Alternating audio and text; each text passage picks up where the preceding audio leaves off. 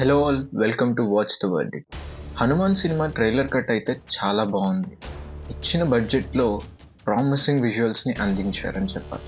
Hero super hero ఎలా అయ్యాడు, super powers వచ్చాక ఏం చేశాడు, అసలు విలన్కి హీరోకి కాన్ఫ్లిక్ట్ ఏంటి, లార్డ్ హనుమాన్ని ఈ స్టోరీలోకి ఎలా తీసుకొచ్చారు, ఇంకా అంజనాద్రి ఓల్డ్ బిల్డింగ్ ఎలా చేశారు అనేది థియేటర్లోనే చూడాలి మనం. కానీ ప్రశాంత్ వర్మ ప్రెస్ మీట్లో ఇందులో love, emotion, drama, comedy, action, science fiction లాంటి అన్ని కమర్షియల్ ఎలిమెంట్స్ ఉన్నాయని చెప్పారు. ఇప్పుడు మనం ట్రైలర్ బ్రేక్డౌన్ని చూద్దాం. తేజ దెబ్బలతో వాటర్లో స్విమ్ చేస్తూ చూపిస్తారు. ఇక్కడ మనం అబ్జర్వ్ చేయాల్సిన డీటెయిల్ ఏంటి అంటే, అతను ఫాలో అవుతుంది హనుమాన్ గద ఉన్న లాకెట్ని. అలాగే అది ఏదో ఒక సూపర్ న్యాచురల్ పవర్ పర్ల్ ఉన్నట్టుగా కనిపిస్తుంది. అందుకే షెల్ నుంచి బ్రైట్ లైట్ వస్తుంది. దాన్ని కొన్ని ఫిషెస్ సెక్యూర్గా చూసుకుంటున్నట్టుగా కూడా చూపించారు. ఇక్కడ ఆరెంజ్ లైట్ని చూపించారు, అంటే ఇది హనుమాన్కి సంబంధించింది అని అర్థమని అనుకుంటున్నాను. ఎలాగోలా ఒడ్డుకు కొట్టుకొని వస్తాడు తేజ, ఇది టీజర్లో చూపించారు. అప్పుడు హ్యాండ్లో లాకెట్ కూడా ఉంటుంది. ఆ తర్వాత అంజనాద్రి లొకేషన్ని చూపిస్తారు. నెక్స్ట్ షాట్లో చీతాతో ఈక్వల్గా పరిగెడుతున్నట్టుగా చూపిస్తారు, మన ట్రిపుల్ సీన్లా. తేజాకి అంత పవర్ ఉంది అని మనకి కన్వే చేయటానికి. అంతేకాకుండా హనుమంతుడు వాయువేగంతో వెళ్తారు అని అంటారుగా, ఇలా హనుమాన్ పవర్కి రెఫరెన్స్గా ఇది చూపించారు. ఇలాంటి రెఫరెన్సెస్ చాలానే ఉంటాయన్నారు. మరి అతనిలో పవర్స్ని రియలైజ్ అయ్యి షాక్ అవుతాడు తేజ. అందుకే తన ఐస్ని కూడా ఆరెంజ్ కలర్ షేడ్లో చూపిస్తారు పవర్ వచ్చాక. హనుమాన్ పవర్ రెఫరెన్స్ కోసమే మరొక సీన్లో ఊరిలో జాతరలాగా జరుగుతుంటే తేజ పెద్ద బండని పట్టుకుని ఊరి వాళ్ళని కాపాడుతాడు. అప్పుడే మన గెటప్ శ్రీను హనుమాన్ అని అరుస్తాడు. సో తేజ కాస్త హీరో నుంచి సూపర్ హీరో అయ్యాడు. హీరో ఉంటే విలన్ ఉండాలి కదా, సూపర్ హీరోకి విలన్ కూడా సూపర్ విలనే అవ్వాలి కదా. కాకపోతే స్పైడర్ మ్యాన్లో స్పైడర్ కుట్టి ఆర్గానిక్గా సూపర్ హీరో అవుతాడు, కానీ విలన్ టెక్నాలజీ యూజ్ చేసి సిమిలర్ సూపర్ హీరో అవుతాడు.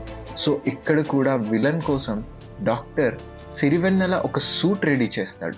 వెన్నెల కిషోర్ ఎక్స్ప్రెషన్ మాత్రం భయంతోనే ఉంటుంది.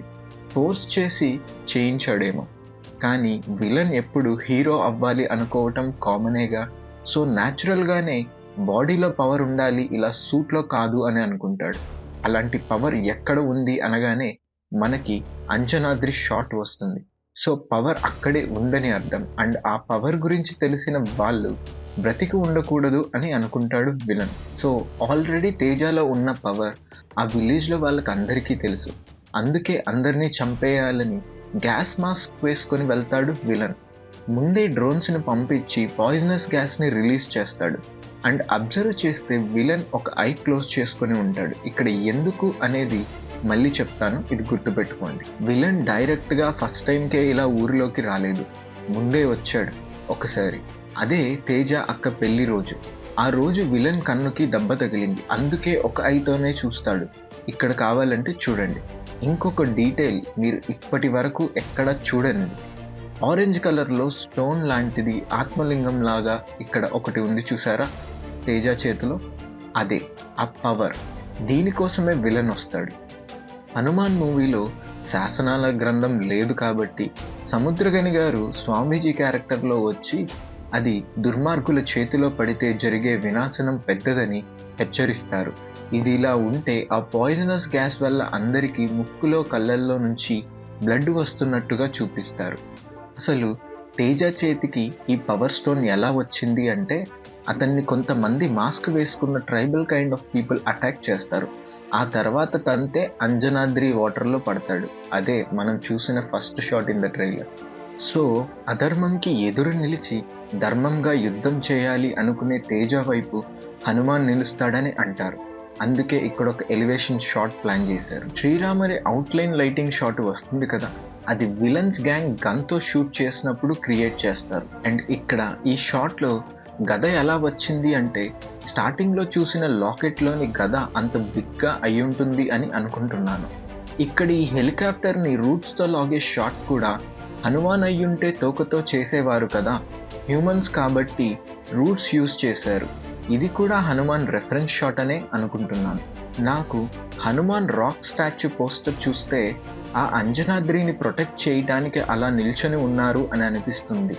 కానీ హ్యూమన్ వల్ల కాలేదు, మీరు తప్ప రావాల్సిందే అని అనగానే హనుమంతుల వారు కళ్ళు తెరవటం చూపిస్తారు. సో క్లైమాక్స్ లార్డ్ హనుమానే డిసైడ్ చేస్తారని అర్థమవుతోంది. హనుమాన్ వాయుపుత్రుడు, అంటే ఎయిర్ని కంట్రోల్ చేయగలరు. అందుకే పాయిజనస్ గ్యాస్తో ఎయిర్ని పొల్యూట్ చేయటమే కాన్సెప్ట్గా మార్చుకున్నారు. ఇదండి ట్రైలర్ బ్రేక్డౌన్ స్టోరీ. నా డౌట్ ఏంటంటే, ప్రశాంత్ వర్మ సినిమాటిక్ యూనివర్స్లో 4 డిఫరెంట్ ఓల్డ్స్ ఉంటాయి అన్నారు. అండ్ ఇందులో ఆరెంజ్ స్టోన్ని చూపించారు.